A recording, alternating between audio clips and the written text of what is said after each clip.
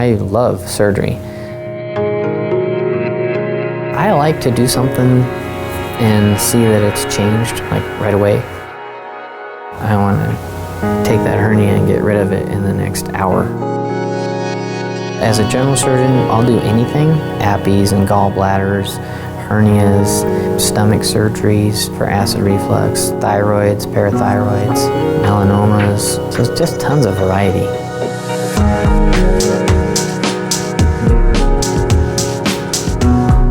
The World Health Organization surgical checklist, it kind of helps us to settle and stop right before any procedures are done so that everybody in the operating room gets focused on the case and allows us to really take care of any other distractions and just really focus, go through what we're going to do, talk about anything that we expect to be an issue or not, and then even discuss post-operative recovery as well.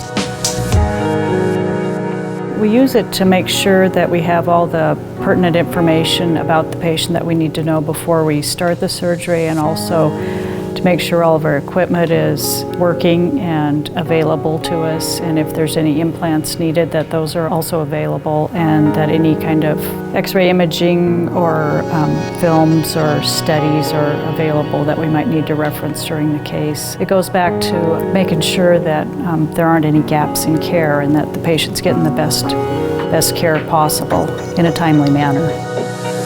This is kind of a big deal for someone to say, you know what, I want you to perform a procedure on me. I mean, to actually make an incision. That's a big deal for a patient to entrust you to do that. So you're ultimately, I'm accountable to that patient for any, planning, safety for sure. When you stand there in the timeout and everybody's paying attention, and they're kind of going through a checklist in their mind that tells them that, yeah, okay, I have everything that I need to safely take care of this patient.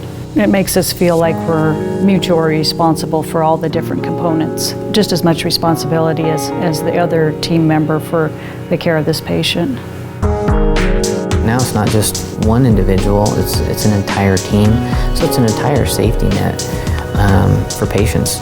I think accountability is important because we're really considered advocates for the patient, because in the operating room the patients are a lot of times sedated or unconscious, and so we have to stand in for them, to stand up for them because they can't stand up for themselves. That's what medicine's all about, really, is if there's something that you say you're going to do or something that you need to do, you're going to do it.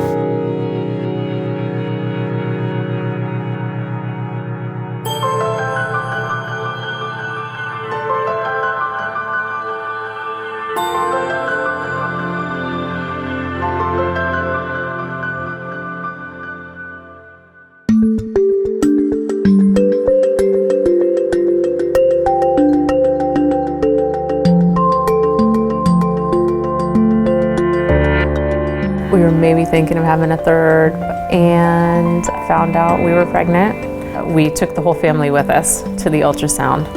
The ultrasound tech was very quiet. I looked at the screen and I knew I saw more than one. And so I held up, 2 fingers to the ultrasound tech. So, are there 2? And she shook her head and held up 3 fingers and said, there are 3.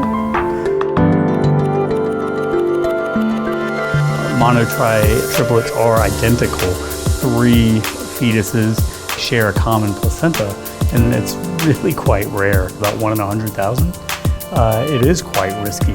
Twins, triplets, and higher order multiples tend to be born preterm more often. In July, at 26 weeks, I had started to experience preterm labor and went to the birthing ward to basically just get checked out, and they kept me.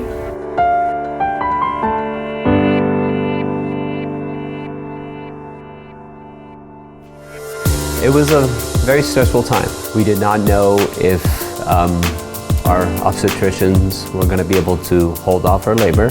What kept me going was the staff. They just kind of became a family to me and encouraged me and cheered me on. And Dr. Azimi would come in every day and just tell me how important every day made and how I could do it. It took a lot of gumption and focus to last those 3 weeks. As the weeks went by, the rates of complications do drop significantly. That's what made all the difference. 30 weeks on the spot, my water broke. It was go time. As it always happens, it happened at 2 a.m. Within 15 minutes, we were able to put together 3 teams. Each baby requires its own team. It was C-section. They took those babies and did what they needed to do. They looked beautiful. They were definitely tiny. They were 3'4", 3'6", and 3'10", but they weren't as little as I thought they would be. And they were gorgeous.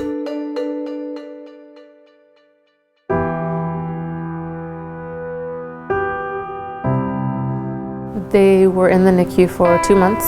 There were several complications along the way. They got sick.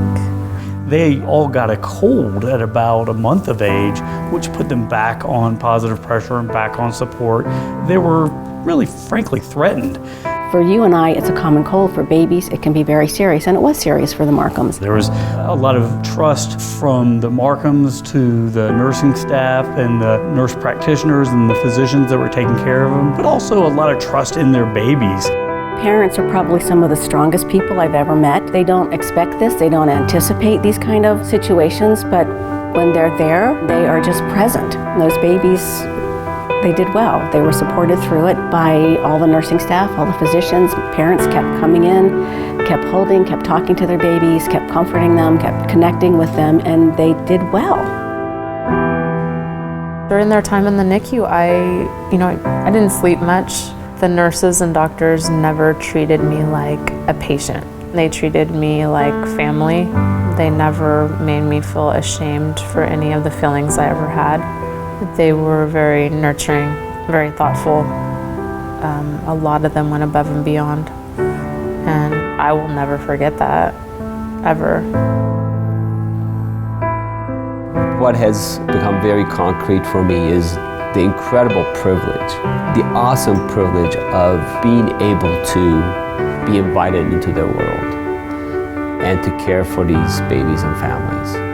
And then you add to that the layers and idiosyncrasies of an ICU, and it creates this crazy amalgam of feelings and thoughts that it's really hard to describe sometimes.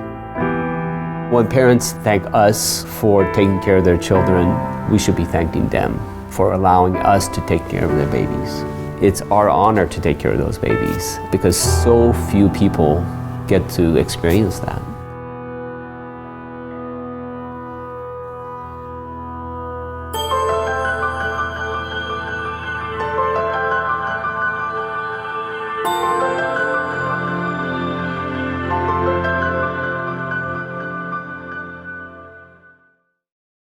It was my 76th birthday, and I had planned to go skiing that day. Sometime after 8 o'clock, I took my coffee and started working on emails. 8:15 or so, I realized that I was having a pain in my chest. It was like a 5,000-watt spotlight in the middle of my chest. I knew what it was. It was a heart attack. I called my wife, Kathy, we've got to get to St. Charles in a hurry. I'm having really severe chest pains. We got moving. We were there fairly quickly. The key word was my husband saying, I have a pain in my chest. That was it. Everybody just took off. We very quickly put Bill into a wheelchair and wheeled him right into the examining room. It was absolutely amazing. Within just a few seconds, they started an IV and they rolled me down the hall into the catheter lab. A heart attack occurs because a plaque of cholesterol has ruptured, and that exposed cholesterol in the bloodstream promotes a clot. And as soon as that happens, muscle is starting to die. So literally, time is muscle. And every minute that we can shave off means a minute of muscle-saving procedure that we've accomplished. I I like technology, and to be able to look at that screen and look at my heart muscle, I thought was totally fascinating. And suddenly, within a minute, the pain was gone. I felt so good, I could have got up off that table and went home. His prognosis is excellent because he was there early, because we were available, because we got the artery open quickly.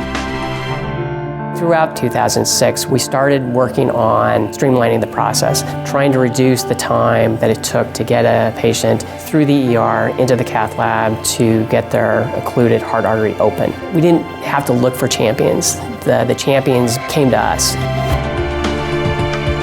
So from the early activation in the field to the accepting the patient in transfer to the ER physicians activating the process for patients that came in directly, we were able to substantially lower the door-to-balloon times.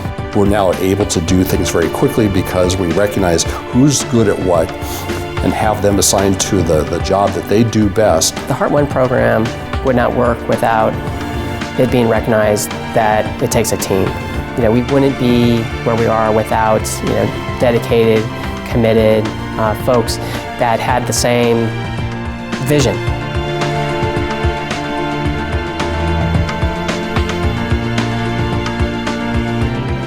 Everybody in that hospital is part of a team. I saw it happen that day, I really did, and I saw it the whole time I was in the hospital.